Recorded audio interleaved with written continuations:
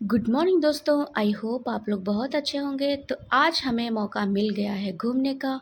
तो मैं आ गई हूँ आज़ाद पार्क, यानी कि चंद्रशेखर आज़ाद पार्क, जिसे आप अल्फ्रेड पार्क के नाम से भी जानते हैं। तो दोस्तों चलो चलते हैं, देखते हैं आज़ाद पार्क।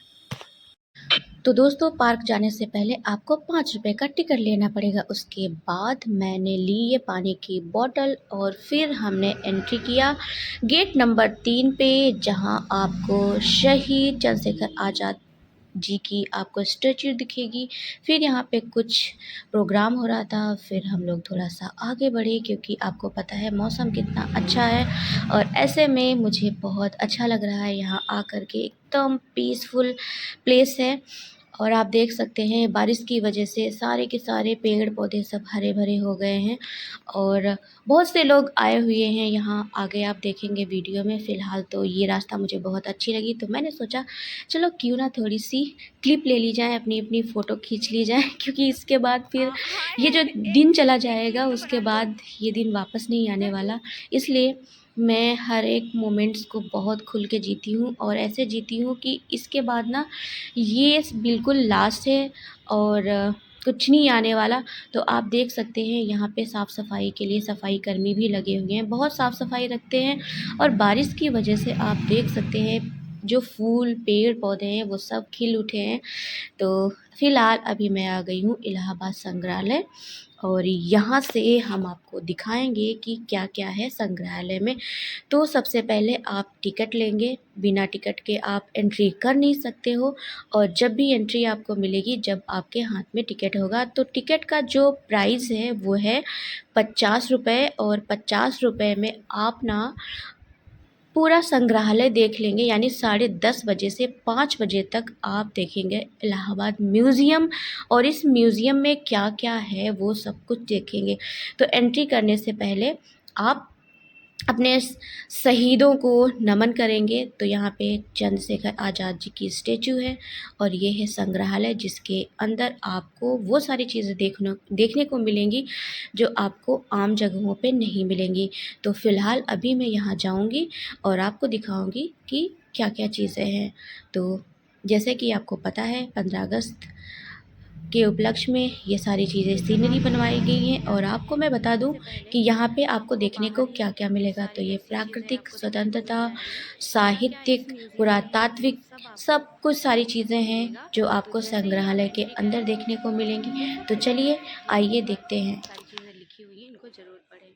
यह है प्राकृतिक इतिहास संग्रह। ये है स्वतंत्रता संग्राम की आज़ाद जी की पिस्तौल। और इसके बाद में यहाँ पे आपको देखने को मिलेगा साहित्यिक संग्रह, लाइब्रेरी कलेक्शन, जो बहुत पुरानी पुरानी पांडुलिपियाँ, किताबें, लेटर सभी के रखे हुए हैं। तो दोस्तों यहाँ पे पुरातात्विक संग्रह, आर्कियोलॉजिकल कलेक्शन भी रखा हुआ है। तो जब आप यहाँ म्यूज़ियम आएंगे तो ये सारी चीज़ें भी आपको देखने को मिलेंगी। यहाँ पे थंका संग्रह, इसके बारे में मुझे आई थिंक ये पेंटिंग है, तो ये भी आपको यहाँ पे देखने को मिलेगी। इसके बाद में आता है आपका मृण मूर्ति संग्रह, तो ये भी आपको देखने को मिलेगा। उसके बाद में फिर इधर है मूर्तिकला संग्रह, ये भी आप यहाँ देखने को पाएंगे। और इसके बाद में है आज़ाद वीथिका।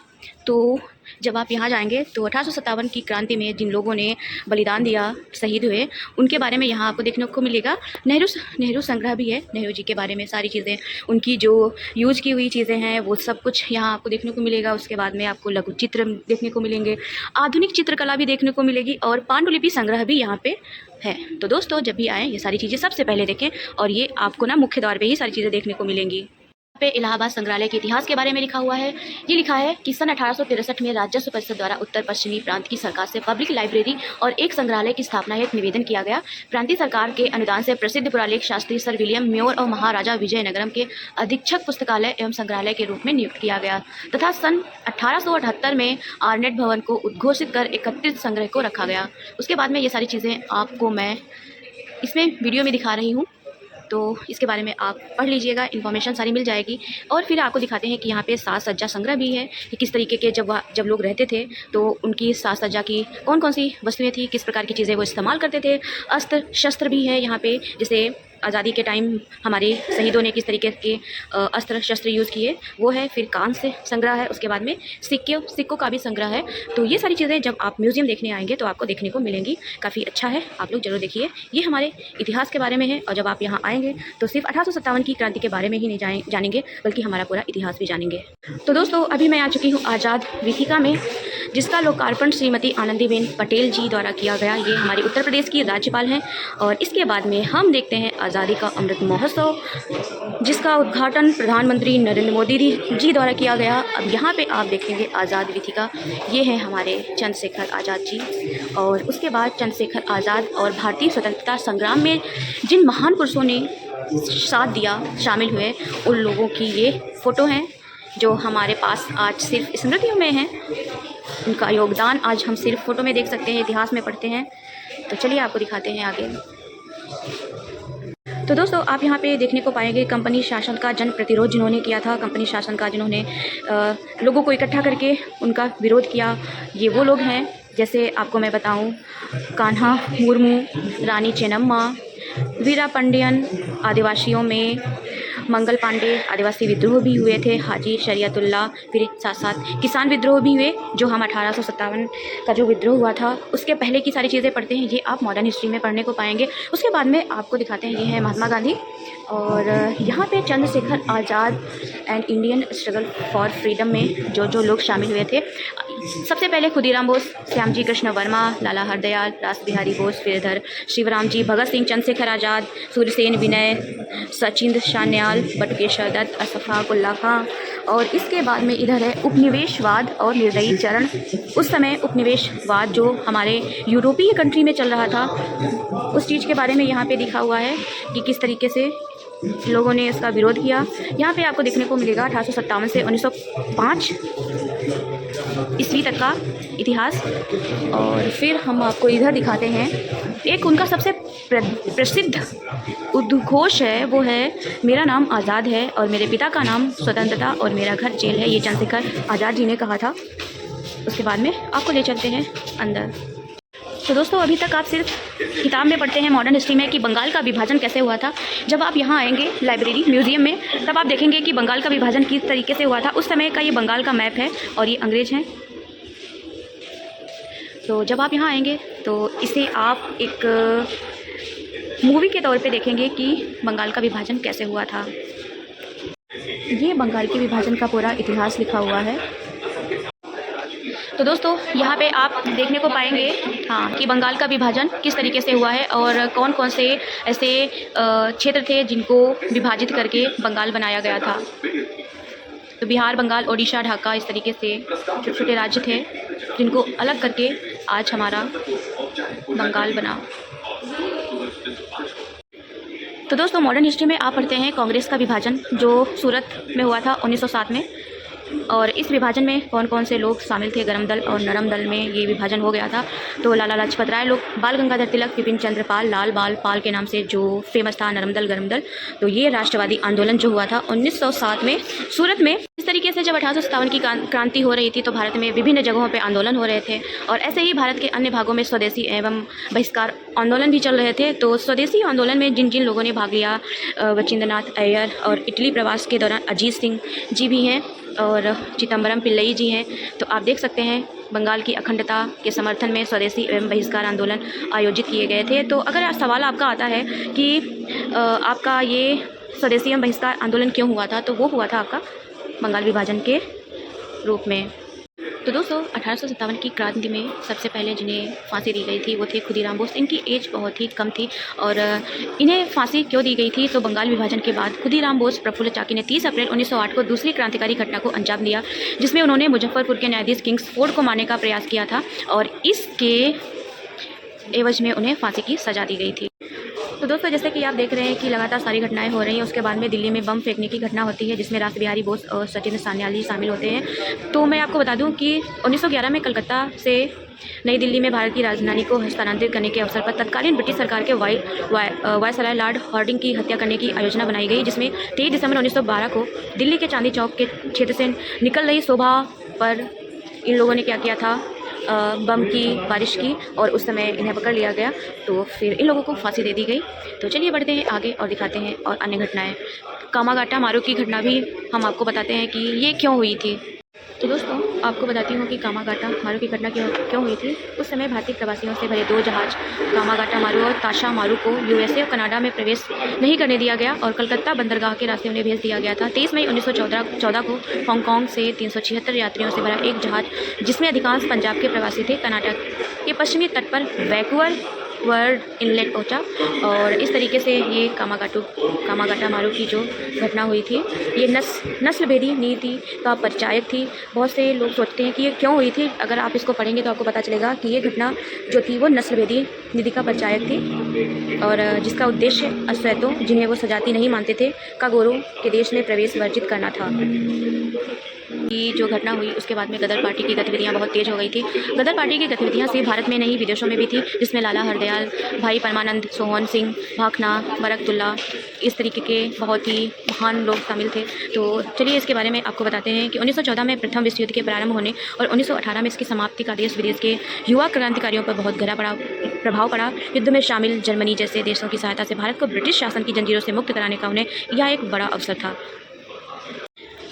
तो दोस्तों यहाँ आपको देखने को मिलेगा जलियांवाला बाग नरसंहार, जिसमें निहत्थे लोगों पे अंग्रेज़ों ने जनरल डायर के कहने पे, ये खड़ा है जनरल डायर, इसके कहने पे निहत्थे लोगों पे गोलियां चलाई गई थी। तो ये वो लोग हैं, ये चित्र ये दर्शाता है। उसके बाद में असहयोग आंदोलन में शामिल ये महान व्यक्तित्व हैं, जिसमें महात्मा गांधी, देशबंधु चित्तरंजन दास, मदन मोहन मालवीय, बाबा राघव दास, मौलाना शौकत अली, पेरियार स्वामी अय्यर जी। जो हुआ था चंपारण 1917, खेड़ा में 1918 में सत्याग्रह आंदोलनों की सफलता के बाद भारतीय राष्ट्रीय कांग्रेस द्वारा 1920 में महात्मा गांधी के नेतृत्व में जलियांवाला बाग नरसंहार सहित अनेक घटनाओं के कारण असहयोग आंदोलन प्रारंभ किया गया था। इस फ़ोन को उठाओ, इसको उठाओ। तो दोस्तों उस समय इस तरीके से ये टेलीफोन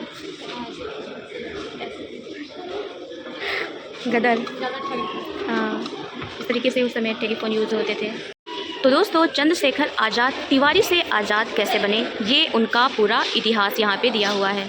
और किशोर चंद्रशेखर आज़ाद, जगरानी देवी चंद्रशेखर आज़ाद की माँ, चंद्रशेखर आज़ाद उनके दोस्त रुद्र नारायण की पत्नी मुन्नी देवी और बच्चों के साथ ये हैं। और ये हैं दुर्गावती, जिन्होंने इन्हें पिस्तौल दी थी जब अंग्रेज़ों ने इनको घेर लिया था। दुर्गा भाभी, हाँ सच में, अरे यार तो दोस्तों यहाँ पे एक आर्मी का गठन हुआ, हिंदुस्तान रिपब्लिकन एसोसिएशन HRA की स्थापना हुई, जिसका मेन उद्देश्य था युगांतर पार्टी और गदर पार्टी की परंपरा में हिंदुस्तान रिपब्लिकन एसोसिएशन के बैनर तले नया क्रांतिकारी उत्साह संगठित हुआ, जो इलाहाबाद में 1923 में सचिंद्र नाथ सान्याल ने राम प्रसाद बिस्मिल और जदु गोपाल मुखर्जी के सानिध्य में HRA का संविधान लिखा। सान्याल जी ने क्रांतिकारी शीर्षक में HRA के लिए एक घोषणा पत्र भी लिखा। 31 सितंबर 1924 को उत्तर भारत के बड़े शहरों में किया गया। इसमें ब्रिटिश औपनिवेशिक शासन को उखाड़ फेंकने और भारत के संघीय गणराज्य की स्थापना का प्रस्ताव था। चंद्रशेखर आज़ाद, भगत सिंह, सुखदेव थापर, विश्वनाथ अन्य जैसे युवाओं को भी वो प्रभावित किया। तो इस एसोसिएशन में जो लोग शामिल थे, अशफाक उल्लाह खां, सुखदेव, सचिंद्र, राम प्रसाद बिस्मिल जी, गोपाल मुखर्जी, राजेंद्र नाथ लाहिड़ी, भगत सिंह, चंद्रशेखर आज़ाद। और इस तरीके से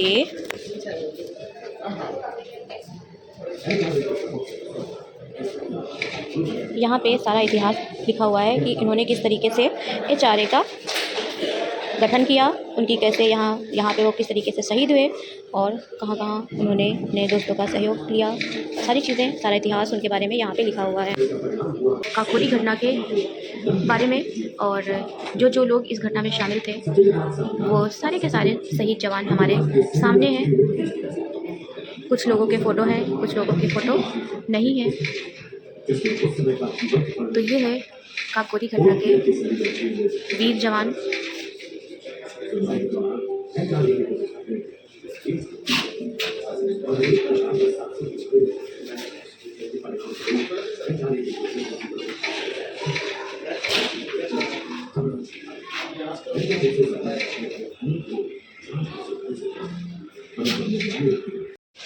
और उसके बाद ये मैं हूँ, जिन्होंने अभी तक कोई इतिहास नहीं बनाया हुआ है।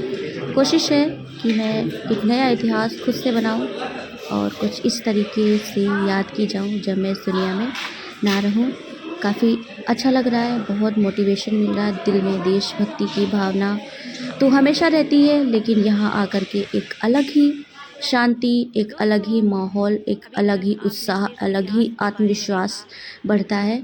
तो आप लोग भी आइए और देखिए।